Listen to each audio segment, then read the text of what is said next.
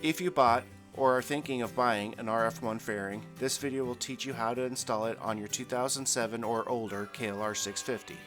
Remember, you can visit klrfairings.com for written instructions and to contact customer support. First of all, the RF1 comes with a black gel coat finish that is ready for prep and paint, or you can use it as is.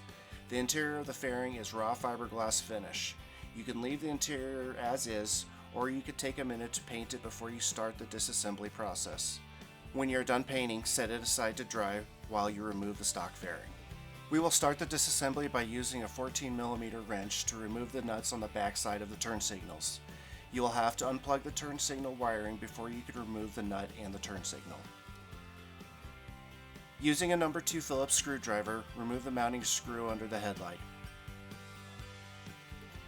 The upper mounting screws on my fairing have been replaced with Allen head bolts and washers. Most likely yours are the same number 2 screws as the one under the headlight. With all 5 mounting points removed, the fairing can be removed.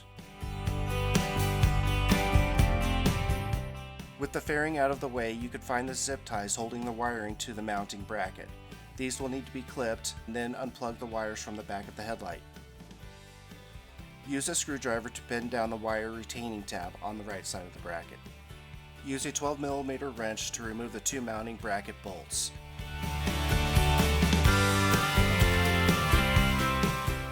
Now the mounting bracket can be removed from the bike. After the paint is dry, place the fairing face down on something that won't scratch the finish, and place the mounting bracket inside. Make sure the headlight lines up with the opening in the fairing. Now is a good time to straighten and reposition the turn signal brackets for a proper fit. Use a small nail or a pick to scribe the position of the mounting holes on the inside of the fairing. The paints will help them show up.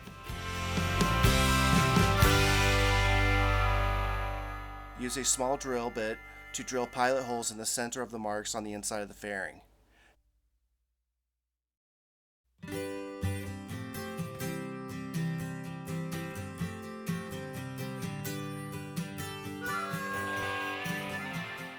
Then use a larger 7/16 inch or 11mm drill bit to drill the final holes for the turn signals from the outside of the fairing.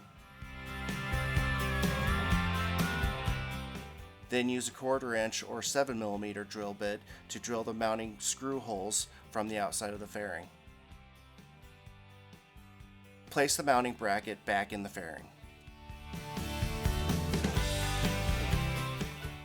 The turn signals have rubber indexing tabs on the base that will need to be cut off. You could use wire clippers or a knife to do this. It is a good idea to assemble the fairing on the bench to make sure the mounting holes line up. If you have troubles with alignment, you can drill the holes a little bigger. The mounting screws have large heads that should cover a larger hole. You could also add washers under the screw heads if needed. Remove the lights and brackets from the fairing. Now we can install the mounting bracket to the bike using the original 12mm bolts and nuts.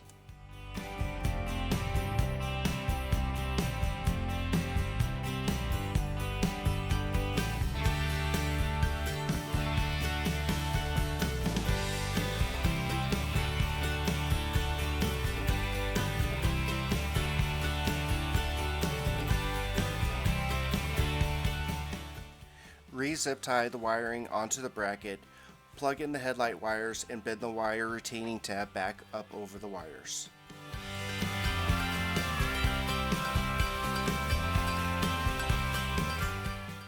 To install the new fairing, it is easiest to start with the upper mounting screws. Leave them loose for now so you can shift the fairing around while installing your turn signals.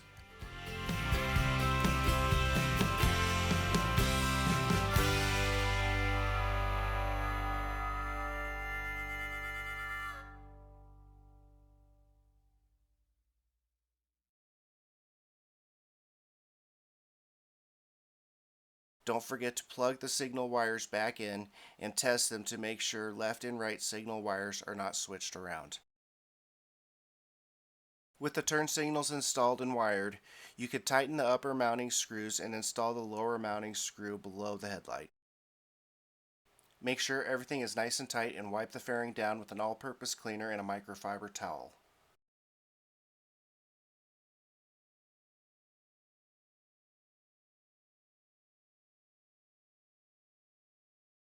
For more information and customer service, please visit KLRfairings.com, where you can download written instructions and sign up to an email list to be notified of future KLR products with early VIP pricing.